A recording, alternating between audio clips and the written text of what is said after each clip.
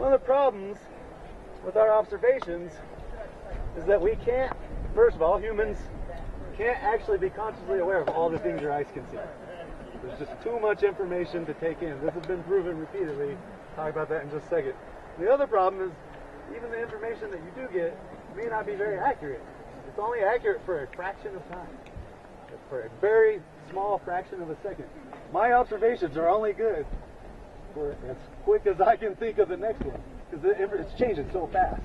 And so these are limitations to observations. You're never going to see everything, and you're not going to be able to make sense of everything you see. We address this with how we orient our observations. We talk about how we start thinking about and training our orient. And we'll give you guys an example just to emphasize the point. Anybody heard of a selective awareness test? Has anybody heard of the invisible gorilla video? Yes. Yes. Right? So what that is a selective awareness test that proves a very valuable point for us to keep in mind as we go into training. In the video, a group of 6 people, 3 in white shirts and 3 in black shirts, have 2 basketballs, and they're moving around and weaving around and throwing passes to each other. And what they do in the video is they ask you to count how many passes the people in white shirts make. And so over the course of about 20 seconds, they run around and they make 15 passes. Very weaving, intricate, you have to really pay attention. Well, in the middle of the video, they're in a big circle, right? In the middle of the video, a lady in a gorilla suit walks up into the circle of them, looks at the camera, pounds on her chest, walks through the circle off the camera. Seems pretty clear that people would see that gorilla. But what they have found is that half the people that watch the video don't even see the gorilla. They have no idea it was there because they're watching the pattern of the passes. So the thing is, you want to laugh, but what's scary is every time they do the test, half the people that watch it don't even know the gorilla exists. They aren't aware of it. This is how humans, this is a problem with how we perceive the world, how we see stuff. And what they've learned, luckily, is that you can train yourself to see the gorilla by learning how to be more open-minded. If you're a good multitasker, you're probably going to see the gorilla. If you really have to concentrate on one task at a time, chances are you're not going to see it. So you can really find this out about yourself by taking a selective awareness test. You can get videos online. But the nice thing is we can work on that. This is an example of a limitation in vision. It doesn't apply to everybody, but it does apply to a lot of the people you're going to fight. And so we're going to, this is our problem. How do we fix it? We fix it by developing our judgment, by developing our open-mindedness, our ability to not be distracted by patterns. Thank you. We'll talk about that some more. And how do we start working on developing our judgment? How do we work on how we determine what our observations mean? And one of the problems we have is that there's a lot that goes into how you make a decision. Your cultural upbringing. Are you from a shire where all the people there wear a lot of armor and come out and swing as hard as they can? If you go to that practice every week, chances are you're going to come out and fight like that. And people that fight like that tend to have big, slow, drawn-back shots. Well, then you go to an event up north, you go to fight somebody, and they run around a whole lot and use this big, slow, telegraphing shot guy because of the culture of the place you fight. So you have that going into how you make decisions. Your genetics. Are you a guy that can jump? Do you have long arms? Are you shorter? Do you have shorter arms? Are you super athletic, or are you not quite as athletic as some people? This is going to affect the type of decisions you're going to make. Your past experiences. Every time you've done anything related to what you're doing now, those experiences are going to affect how you make your decisions. The observations you're making now are also going to affect how you make your decisions. And so it's important to realize there's a lot going into this. We're going to talk about a couple of ways that we can work on developing how we orient our observations. Oh, it's going to take us a bit longer. The first thing we can do, first thing you do is you start by developing a mental toolbox. Anybody heard people talk about having a toolbox? What that means is a lot of people in the SCA that I've met believe they know the right way to fight. And they will teach all their squires and anyone that asks that this is the best way to fight. But the problem is that is just a way to fight that may happen to work for that guy based on his genetics and his culture and his training. So that doesn't mean it's true for everybody. So what we want is we want to learn as many styles as we can. You never know when you're going to be learning something from some guy you're meeting for the first time that makes so much sense to you that you're just like, oh, I can't believe I didn't get that before. Having those conversations are going to help. You want to learn as many shots as you can. If you come out and you can throw 3 shots, eventually everyone's going to figure out how to deal with those 3 shots. So you might want to have 6 shots. Makes you twice as hard to predict. If you always come out and post block, I am guilty of this a lot. I like to post block with my sword. Well, people that figure that out figure out how to push my post blocks back, and then they can take advantage of the onside. So if you always are blocking one way, your opponent's going to be like, every time I throw that shot, he does that block. So I'm going to fake it and hit underneath that shield because he's raised it every time. So what you want to be able to do is you want to be able to post block that shot and dump block that shot and shield block that shot so that your opponent can never quite know which of the blocks you're going to do, and he can't prepare his decisions ahead of time. He has to be constantly observing new information. He can't be like, he does that every time, so I already know what I'm going to do. Fake that leg and hit him right in the ear, you know? It's like, so, but if he comes out and does that and then you block, you drop your shield and you post block the next time, instead of just dropping your shield, then now he doesn't know next time what you're going to do. So now he can't plan ahead. This is why having a lot of tools in your toolbox is valuable. So you should be thinking that I should learn as many shots as I can. Even if it doesn't necessarily work for me, you should still try to learn it. You never know when you're going to be in a situation that exactly fits that shot, and you wish you had that tool to use for that opportunity. A couple of examples are don't just throw flat snap. A lot of people get really good at flat snapping. But this is a flat snap. This is a flat snap. This can be a flat snap. You know, you can throw all these different angles. And by practice these angles, and we all probably get that. There's a little opening in the shield, and it's not quite at the flat, so I got to throw with this little bit of angle. I can get there. You know, practice that. Practice throwing your shots different ways. You know, what I like to do is I throw a flat snap, and I'll throw a flat snap like this. It's like so weird stuff, you know. Yeah, you just never know though. Yeah, if there's shots that you don't know, blocks you don't know how to make, chances are you're not going to make them in a fight the first time. Like, you might make it and then have no idea how you survived, you know? So the key here is we want to train all the different blocks because we don't want to believe that just by looking at something we think we can do it when the time comes to do it. Because we don't really work that way. You may get away with it a few times, but if you don't practice it, it's not eventually not going to work for you. They're going to do something slightly different and take advantage of that. So really, keep that in mind when we talk about training. And here's another point. Really want people to think about this. Is a lot of people lose a fight, immediately get dejected. So right when you've ended a fight is your best opportunity to figure out what happened in the fight. If you get all dejected and go do whatever else to do and try to come back and think about it, it's no longer fresh. Something I want everyone to think about is again addresses training bad habits.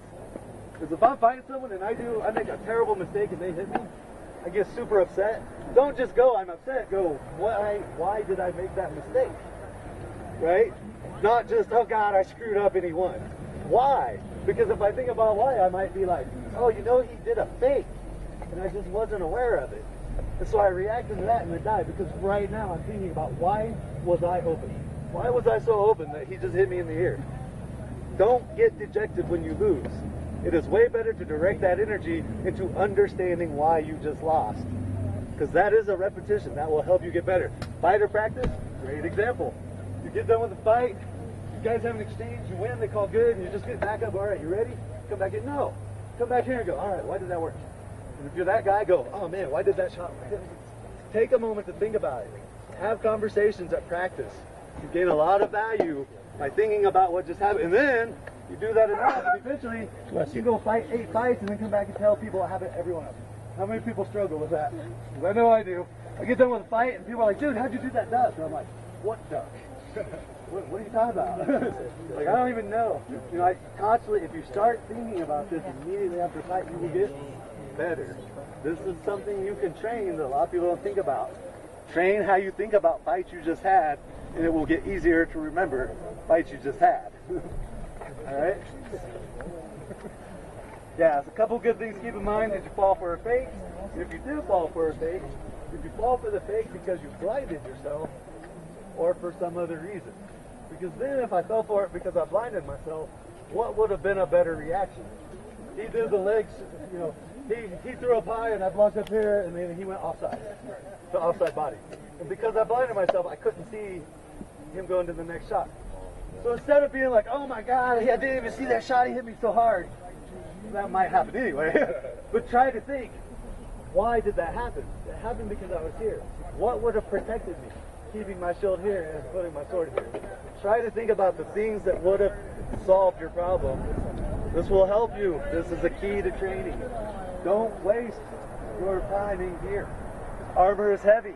Hard on our joints. Getting hit hurts. Don't waste those. Every single shot thrown, every single shot you get hit by is something you can learn from. A lot of people do not take advantage of that, even though they'll sit hours and hours and hours in gear and not improve, because they're just not making the most of that time. We should make the most of it because it's not easy. This is why people like Amp-Guard. We fight all day. We like the SEA because the stuff is harder. Alright. I'll give you an example of what I'm talking about for orientation through observations. In the course of a fight, I was at Task last year. Sir Dimitri showed up. I'd never seen the guy before. The guy from the knife in the Howlands that's not reactive. Came to fighter practice and she's whooping everybody. I have a couple fights that come over and people are coming off the side like, oh God, Dimitri. Like, oh, what happened? Next guy comes off, oh man, Dimitri. So I'm like, all right, well I'm fighting Dimitri. He's like, where's Dimitri? Oh, that guy. And I watch him fight Sebastian. Dimitri comes up, he does all this stuff, he hits him in the leg. And he hits him in the leg when we're underneath. Crowds up on him, forces him, and beat him every time. So I see him do it to Sebastian. I see him do it to Johan. I see him do it to Alistair. I'm like, you know, I think he wants to hit people in the leg and then crowd him. So I'm going to go fight him. But what I'm going to do is I'm just going to put my shield down here and not let him hit me in the leg. Because now I want to see what else he can do. So Dimitri comes out, we fight, keeps trying to hit me in the leg, can't hit me in the leg. Now he switches gears to try to hit me in the head, and he is no longer doing what he was comfortable doing that day, the thing that was working for him. And it was really easy to spot just by watching him fight other people. Like, why is Dimitri winning? Oh, everyone's just letting him hit him in the leg.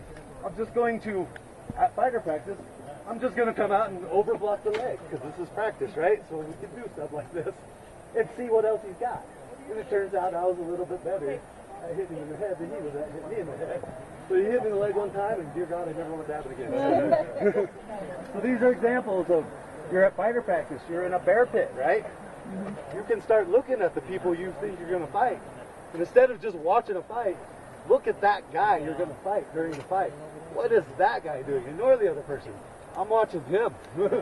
That's the guy I'm about to fight.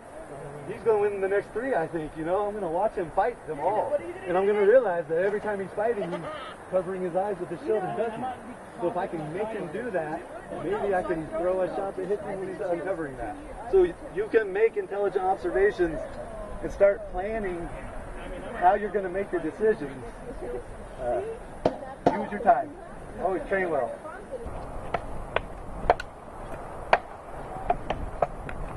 All right, now trade. Other people walk forward. You're going to walk forward. Post block. I know it may not be as block you normally use. Nope. Sword up above your hand. Or he's doing offside. No, flat. No, I realized that. I was like, okay. Yeah. Everybody get that a couple times? Yeah. Okay. Alright. Reset. Now we're going to do the same thing. We're going to walk in, he's going to throw the shot, and they're going to dump block. The sword will be pointing down. Everybody get that? Dump block. Alright? oh, right, So right, throw, right. again, you're just throwing a flat down. No. Alright, everybody get it? It goes in. Alright, separate. Alright, we're going to do one more. Same thing. Nice. Same thing. So I want you to walk in and block your flat snap with your shield. And then walk all the way to him. Right? So this side's going to walk forward. You're going to flat snap and then block with your shield and then get all the way to him. Right? Okay. You walk in. Yeah. So keep in mind, you should be able to see your opponent the whole time. You should not be blinding yourself with your shield.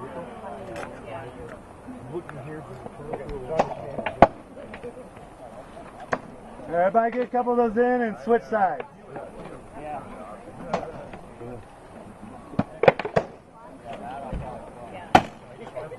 You should not be blinding yourself with your shield. When you make that block, make it so you can still see your opponent. Here, I'll give you an example right here. What you know what she's going to do and what you're going to do when you go to make a block. You